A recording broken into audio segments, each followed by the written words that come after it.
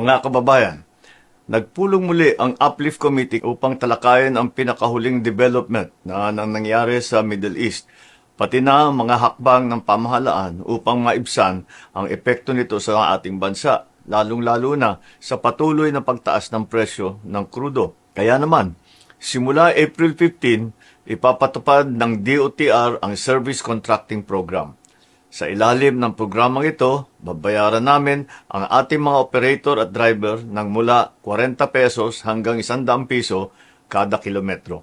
Dagdag ito sa kanilang kita mula sa pamasahe. Para naman sa mga commuter, may kasamang hindi bababa sa 20% na diskwento sa pamasahe. Ang mga ruta ay nakatuon sa mga lugar na may koneksyon sa tren at pangunahing mga bus route, upang maging mas maayos, mabilis at maaasahan ang biyahe. Ipapatupad ito sa buong bansa.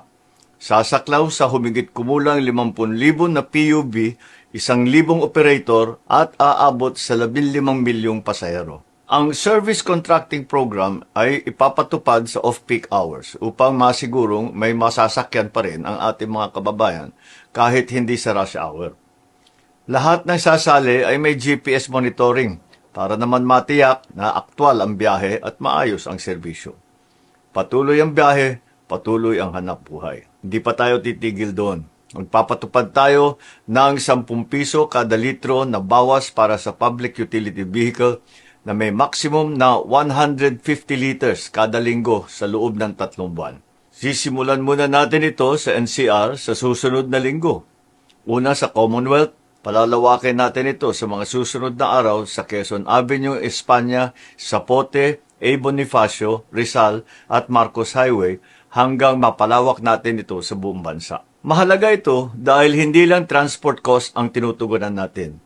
Pinipigilan din natin ang pagtaas ng presyo ng pagkain at iba pang pangunahing bilihin. Ang fuel subsidy ay ipapatupad lamang sa mga lehitimong gasoline station na aprobado at minomonitor ng Department of Energy upang masigurong mapupunta ito sa tama at hindi ito maabuso. Ginagawa natin ito lahat para manatiling maayos ang takbo ng inyong araw-araw na buhay.